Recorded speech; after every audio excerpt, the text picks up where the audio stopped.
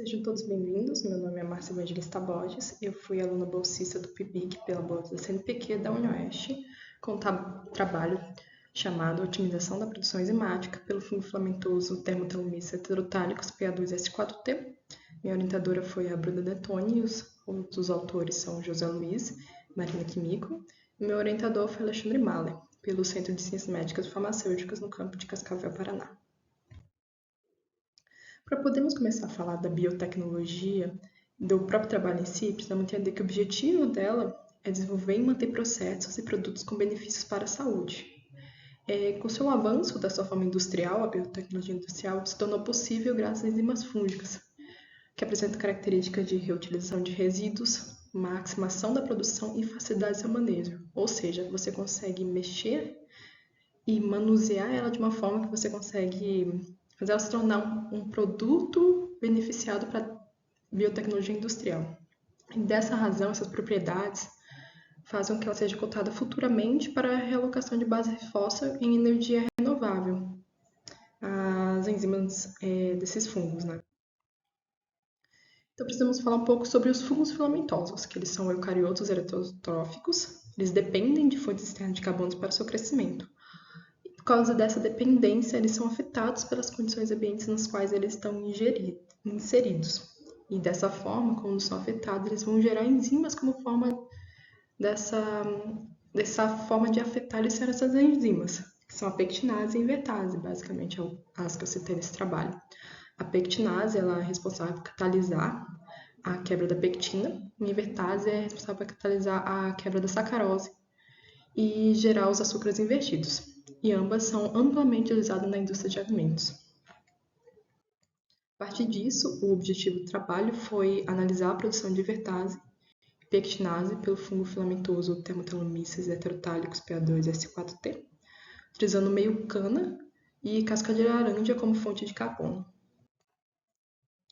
Para o desenvolvimento desse trabalho, o micro-organismo foi o fungo filamentoso termotelomeres heterotálicos PA2S4T, localizado na coleção de fungos do Laboratório de Bioquímica de Micro-Organismos da UniOeste. Ele foi mantido em tubos de ensaio com meio batata dextrose em 40 graus por 7 dias.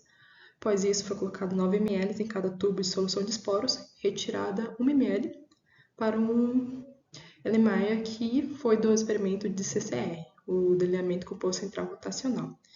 Nesse Erlenmeyer contém 25 ml de cana de cultura e mais a casca de laranja, feito no total 17 experimentos. Após isso, eles foram filtrados a vácuos e para poder se obter o extrato enzimático bruto.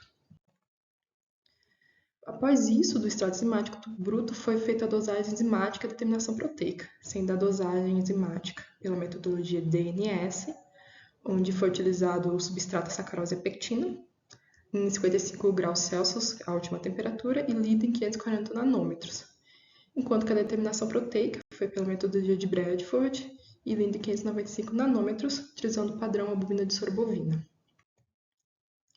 O efeito do pH sobre a atividade invertásica foi avaliado pelo pH ótimo e estabilidade, sendo o pH ótimo avaliado na variação de pH de 3 a 8 com tampão citrato fosfato e o pH 9 com tampão tris-HCl, feito ao ensaio enzimático pela metodologia DNS. E a estabilidade foi avaliada com o extrato bruto sem o substrato, mais os tampões citados anteriormente, e depois de 24 horas foi lido tamanho por metodologia de DNS.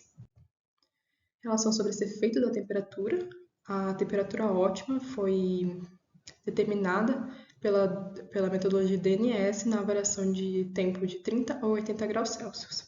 E a estabilidade foi de 30 a 70, retirando alíquotas de 0, 1, 5, 10, 15, 30, 60 e 120 minutos, feita a dosagem por DNS.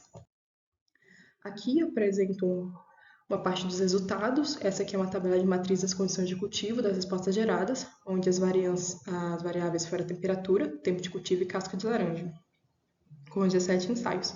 Como podemos observar na tabela de respostas entre a invertase e a pectinase, o ensaio 9 da invertase foi o que obteve maior produção, 76,7 unidades por ml, e o da pectinase foi o ensaio 3, 38,7 unidades por ml. Sendo que o menor da invertase foi 4,7 unidades por ml no ensaio 13, e da pectinase foi 14,2 no ensaio 7. Podemos perceber que, apesar da invertase apresentar uma menor produção, ela foi a que apresentou a maior no ensaio 9.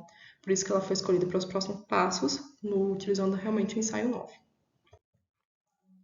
Aqui temos as duas tabelas da parte de pH, sendo a influência sobre a atividade e a B a estabilidade ao pH. O eixo X em ambas é o pH e o eixo Y é a atividade relativa. Como podemos observar na tabela A, o pH que teve maior atividade foi o pH 6, e apesar disso, entre o pH 4 e o 7 obteve uma atividade relativamente alta, acima de 50%, tendo realmente só o decaimento a partir do 8 e do 9. E como pode observar no gráfico B, essa estabilidade de pH se mostrou-se acima de 80% entre o pH 4 e 6, indicando então essa característica ácida dessa invertase, que apesar de perto do pH 9, foi quando chegou a 50% a acididade relativa. E outros autores, como a Villa, em 2022, apontou que eles também apontaram que essa característica pode ser encontrada como uma enzima ácida. E o Jiang, em 2020, que utilizou em cultivo de arroz, apontou que essa característica ácida da invertase pode levar a uma tolerância térmica, a uma manutenção de homeostase energética pela essa enzima. Aqui temos o efeito da temperatura sobre a atividade dessa invertase, sendo que o gráfico A ele vai apresentar a temperatura ótima e o B essa estabilidade em relação à variação de temperatura. Como podemos observar que no A temperatura ótima foi 55 graus Celsius e de 40 a 55 houve um aumento de 36% e a partir de 55 até os 60 a atividade caiu para uns 74%, indicando que não teve essa muita variação absurda de temperatura. Teve um decaimento não chegando abaixo de 50% entre 40 e 70 graus, indicando então que esse pH ótimo está bem tolerável. E podemos comparar isso também com a estabilidade em relação à variação de temperatura do gráfico B, que o que realmente chegou abaixo de 50% foi apenas em 30 minutos de 60 graus Celsius, sendo que o 40, 50 e 55 obteve sempre acima de 50%, e a desnaturação só foi observada em 70 graus Celsius da enzima, mostrando então essa característica bem de tolerância térmica, que também foi encontrado pelo Guimarães em 2007, que mostrou que a temperatura foi manejável em relação à invertase ácida. O que podemos concluir a partir disso? Que a invertase foi a enzima de melhor produção pelo fungo Dermatillomyces heterotálicos PA2-S4T, e ela também apresentou uma característica ácida e instabilidade na variação de temperatura, que são características favoráveis para a aplicação industrial, como mencionei anteriormente, principalmente na aplicação de sucos, o suco tem essa característica de ser mais ácido e uma invertase com a probabilidade de ser muito mais adaptável em meio ácido e ter uma variação de temperatura controlável se mostra muito mais aplicável. Então, por isso, podemos concluir o terceiro ponto, que a contínua análise da produção enzimática para esse fungo fermentoso se torna necessário, já que essas características favoráveis de aplicação industriais, como pH ácido, temperatura maleável. Queria agradecer ao Laboratório de Bioquímica da UniOeste pelo auxílio e o conhecimento, o CNPq pela bolsa, assim como a CAPES e a Fundação Araucária e a UniOeste pelo estabelecimento. Aqui estão minhas referências, muito obrigada pela atenção de todos e estou disposta a responder qualquer dúvida.